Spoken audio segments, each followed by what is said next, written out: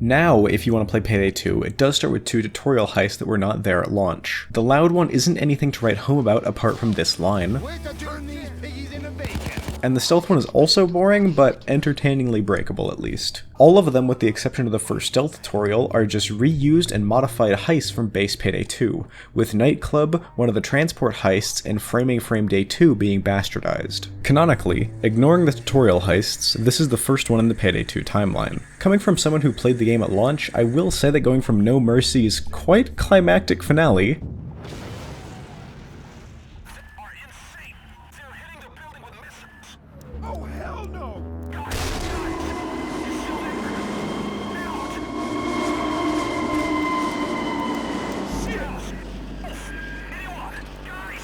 to robbing 4 corner stores was quite the whiplash. Payday 2 heists lead one of 2 ways in stealth. They're either control stealth heists or active stealth heists. Control stealth means that you can kill every guard on the map without going over the pager limit of 4, which, when exceeded, instantly triggers loud. Active stealth heists have over 4 guards, which means that you always have to be actively wary and can't just control the entire map. The last control stealth map ever released was Go Bank in December of 2013, not even 6 months after Payday 2's release. Jewelry Store, however, is one of them, and as such is very boring. I'm not exactly sure how control stealth works, by the way. I guess all of the apartment blocks around this jewelry store are exclusively inhabited by deaf people, and no one ever drives down this road. Okay, this is business as usual for Vlad. We get the tiara, we get the jewels if you want them. You can do this job any way you want as long as you get the tiara. Back to the van when you're done.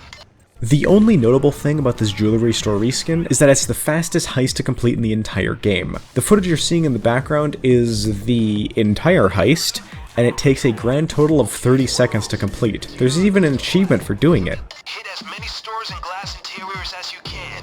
If you can, snag cash and valuables, opportunistic.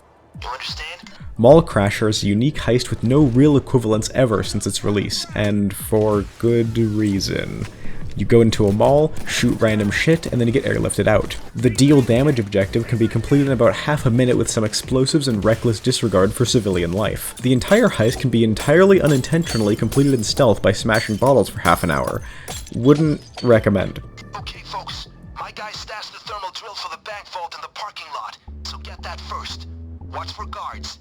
Keep an eye out for cameras. Where there's cameras, there's usually a security room.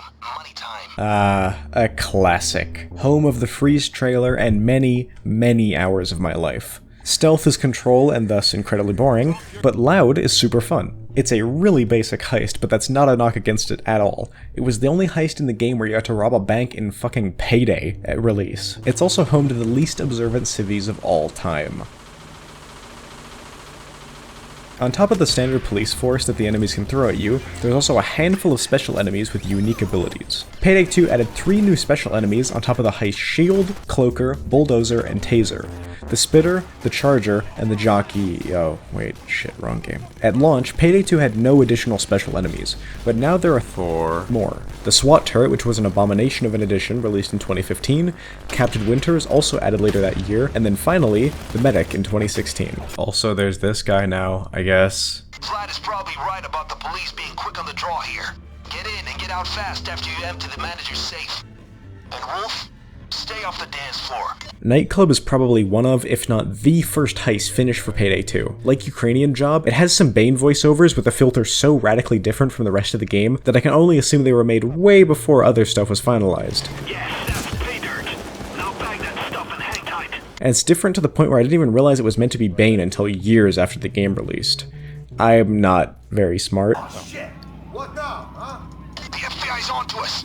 Guns up. Don't lose that cook. Watchdogs is a multi-day heist, which basically means several heists that have some sort of narrative connection and you play one after the other. The UI implies you can go up to a week in length, but no heist has ever actually been more than 3 days long, and most are just one. The most recent 3-day heist added was... oh.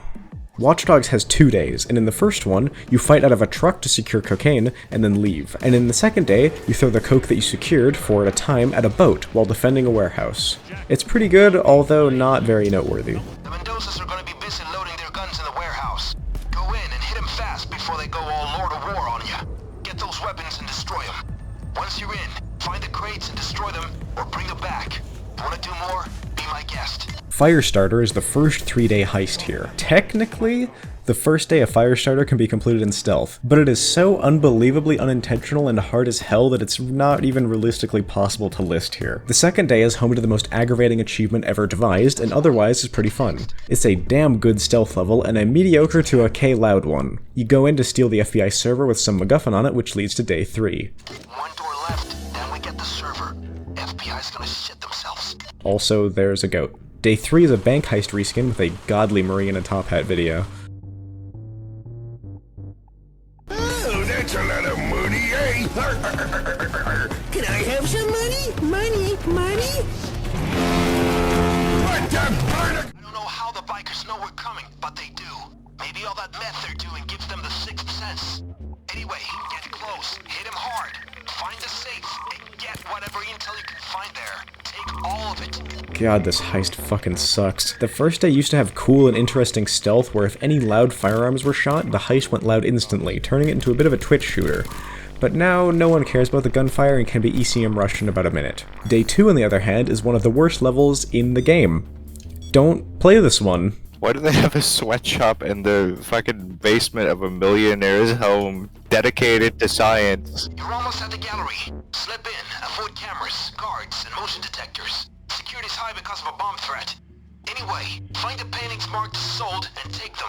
We need at least 4 to be safe. Now, you may notice I don't have any friends with me on this one, and that's because I didn't want to force any other human being to play this abomination of a level in stealth, which is clearly designed for. It's a 3-day heist, and the first 2 days are okay. You break into an art gallery with questionable paintings, steal them, put spy cams in them between days 1 and 2, and then trade them with a senator's third party. These paintings are then used as cameras on day 3. Your goal is to find 5 of his random electronic devices that can blend into whatever surface they're on to find the vault, and then you put 8 bags of cocaine into it in active stealth to frame him. That sounds okay, but you can just find the vault, and going into it is never mandatory. You should start the heist with the 8 bags of coke with you already, and scale to the amount of players in the lobby, and then have the vault part optional at the end. If you get any vault location other than this one, do yourself a favor and restart the heist instantly. While recording for this, I got the worst vault spawn 5 goddamn times in a row. To give you an idea of just how bad it is,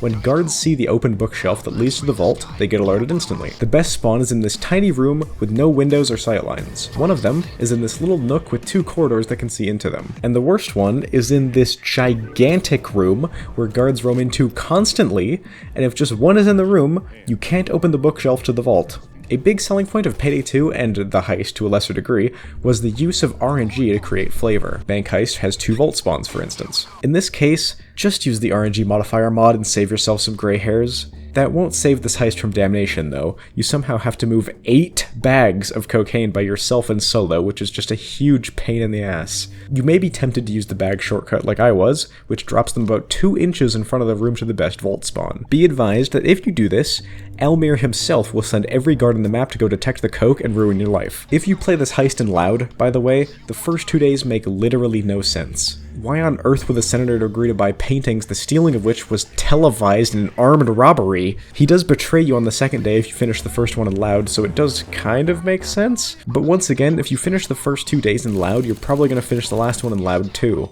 Cameras aren't exactly necessary if you're planning to make the people those cameras are viewing into goddamn paste in a literal terrorist attack on a senator's apartment. Oh my god. Actually, Bane, I was thinking about leaving it down. Crazy how the lights stay on, though. I'll pack this info into files and get it ready to stream it to the press. Bane, generally, data comes in files. See, the fucked up part is the original basis of this mission is like, okay, we have to frame this political opponent for like wrongdoings, right? We're gonna like break into his place, we're gonna like plant data, and we're gonna steal his shit, and then it's gonna like ruin his campaign. And then the loud version is you go in and it goes, oh, okay, actually, he's done 18 bajillion heinous things, and all the evidence is here on his personal server. We just need to grab that and go. And it's like, why can't you do that in the quiet version? Like, why can't you just go like, oh, we don't even need to frame this guy. We can keep the gold and the cocaine and just do this. And then you sit there in a room for 6 minutes while the computer does its thing, and Bane goes, ooh, I need to put this into files. The lab. If you can call a rundown dump like this a lab, is straight ahead. Get in and watch for Mendoza's soldiers. Oh yeah, get the meths out before the FBI arrives. They've been tipped off, as if you weren't feeling lucky already. Rats is an incredibly unique heist in that how competent the players are directly dictates the outcome of the second day. In the first day, you cook meth using ingredients that are scattered around the house, and 3 bags is the quote-unquote minimum. Bring extra and you get paid more, and if you bring less, the gangsters who you're trading the meth with will shoot you on sight. You trade the meth for information, which directly leads into the third day. You can also take the meth back after trading it with them for extra money, which you should always do. The third day consists of shooting a bunch of gangsters in a bus and then leaving. There's pretty much nothing to it. And no, I don't really know what happened with that guy. This was pretty much the only heist ran for a long while after Payday 2's release, due to its ridiculously high payout relative to the alternatives available. Cooking on the first day used to be a hassle where one of Bane's lines was just arbitrarily wrong, and if you heard one specific line talking about caustic soda, following would blow up the lab. As lines aren't synced up between players, this was always so much fun in public games. I'm not sure if it was ever confirmed whether or not this was a bug or if it was intentional. After Lab Rats was released, all of his voice lines got changed, and now cooking is pretty easy. Thank God. Watch out for those spider dozers, though. Oh man, that's all the heists from Vanilla Payday 2. There's still another 54 to get through. Let's take a detour and talk about balance for a little bit. The Heist's barely there leveling system has been totally overhauled to 4, now 5, skill trees. They've been totally revamped a couple of times since release, and this is what we have now. On top of this, we have Perk Decks, which are incredibly overpowered extra bonuses on top of your standard build. The balance of the game isn't really there much anymore. 2 UMP-45 stuffed in your pants is more concealable than just about every single rifle in the entire game, for instance. The game has been a long time sufferer from power creep, and using pretty much any weapon from the base game now is just worse than newer alternatives. Balanced is a hard thing to quantify because of how the difficulties work. Normal through very hard are so piss easy that you should pretty much never do them unless you have less than a dozen hours in the game. For a long time, Overkill and Deathwish were the only real difficulties. Overkill for brainless shooting, and Deathwish for slightly less brainless shooting. There was a pretty significant difficulty gap between these two, and in 2016, Overkill sought to fix this by adding 2 difficulties: Mayhem and 1 Down. Mayhem was meant to bridge the difficulty gap between Overkill and Deathwish. The differences between the two are as follows. Headshot multipliers have been reduced on most enemies. That's it. I'm not joking either, these difficulties are basically the exact same. Do yourself a favor and don't play it ever. The other difficulty added was 1 Down, which was a sponge simulator with numbers so inflated that the optimal way to play was to use medieval weaponry. The numbers have definitely been toned down quite a bit, but they're still so high relative to the rest of the game that when I talk about whether something is balanced or good, I will be explicitly referring to 1 Down and Death Sentence. Every single build and firearm in the game works on Deathwish and below. And if you don't think so, get good. Right in the middle of 2016, all of the perks were totally overhauled and have been mostly the same since. We have 5 different specializations with 3 trees in each. Going through them all would take forever, believe me, I wrote it. So, let's go over some of the most notable perks. Mastermind's most notable set of perks are centered around converting comps. Converts, or jokers, are in my opinion ridiculously overpowered, and with partners in crime aced, it means that all sources of damage do an absolutely piddly amount of damage to all of your converts. I honestly wish the damage reduction wasn't a part of these perks, as it basically means you never get to have new converts throughout an entire heist.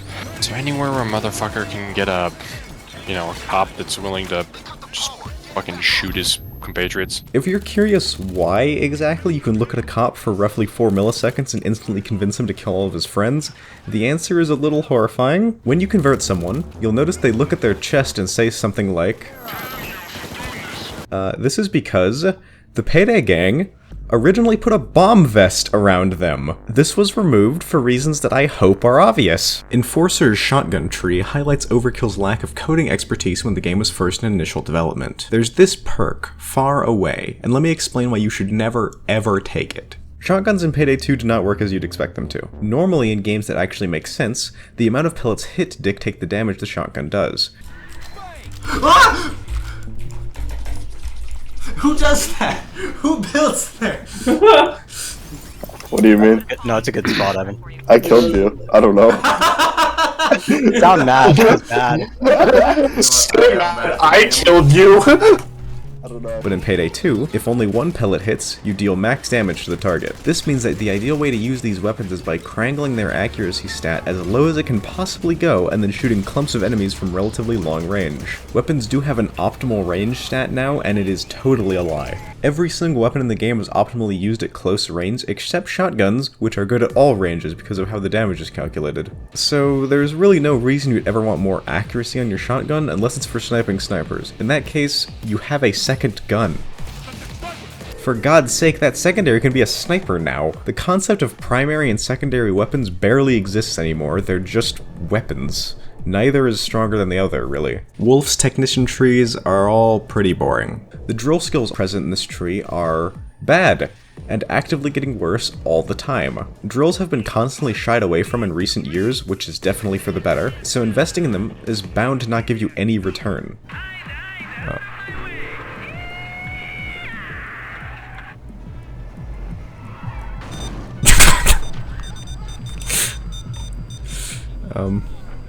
No, for sure. It'd be better for these skills to give you flat bonuses to all progress bars in the game, like hacks, not just drills. Houston's Ghost is about two mechanics: the entirety of stealth, and then dodge and crit builds.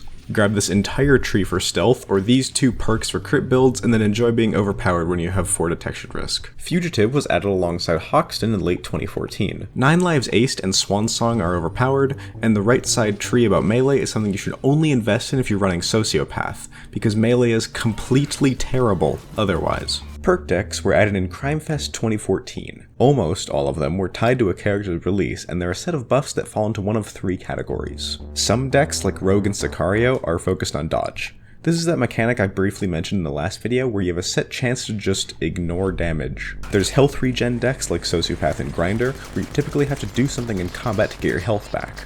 Or, in Muscle's case, wait very intensely. And the last set of decks are focused on armor regen. They play similarly to health regen decks, but tend to be better. There's also the last set of multi-classing decks, which try to do more than one of these things, or none of them at all. With the sole exception of maybe Sicario, and that's debatably not even focusing on more than one mechanic, all of them are terrible. In general, I find health regen decks to be the most fun, dodge decks to be good if occasionally inconsistent, and armor regen decks are probably your best bet. The reason that they're so good is because of a little mechanic called armor gating. With any enemy, with the exception of snipers, shoots you, they first do damage to your armor, and then after it's broken, to your health. The leftover damage from the shot that breaks your armor is lost to the aether. And so, the optimal way to play is by constantly regenerating your armor through perks like Bullseye and Perk Decks like Anarchist. Health regen is a lot less impactful because it can be lost so much easier relative to armor, which comes back all on its own and is much more impactful to fully invest in.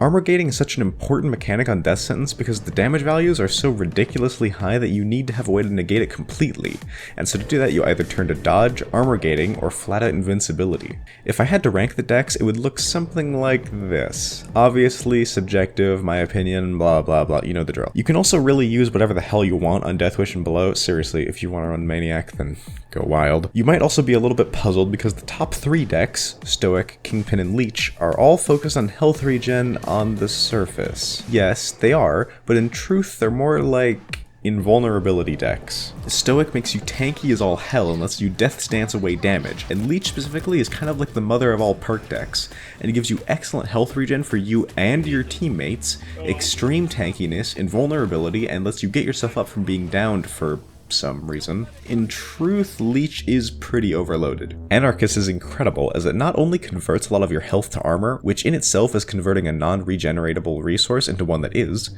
it's also very good at armor gating because all you have to do is shoot people and then it will happen constantly. Sicario is the best dodge deck in the game because it gives you both a very good dodge chance and lets you armor gate with it. Grinder, Muscle, and Sociopath to a degree all focus on health regen. They're super fun to use, but as mentioned earlier, flat health regen with no extra bells or whistles is pretty bad on Death Sentence because you get one shot by everything regardless. I would like to make a quick note here that these decks are by no means bad, not at all. Most are quite good actually, but you have pretty much no reason to use them over other alternatives. Crew Chief's buffs are health regen oriented and have pretty low numbers, just use muscle. Rogue is subjectively worse than Sicario. Infiltrator is far, far worse than Sociopath.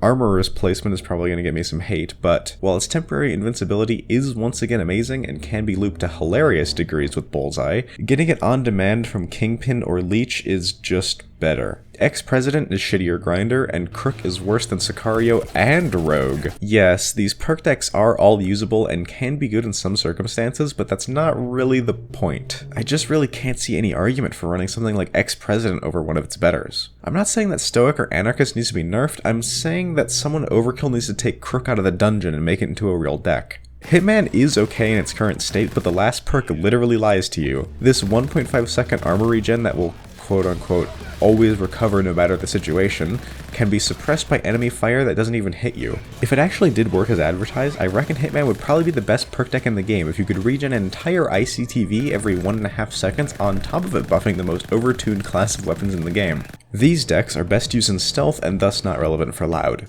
I've heard rumors that Hacker is very good in loud, but to this day no one has ever actually played with it.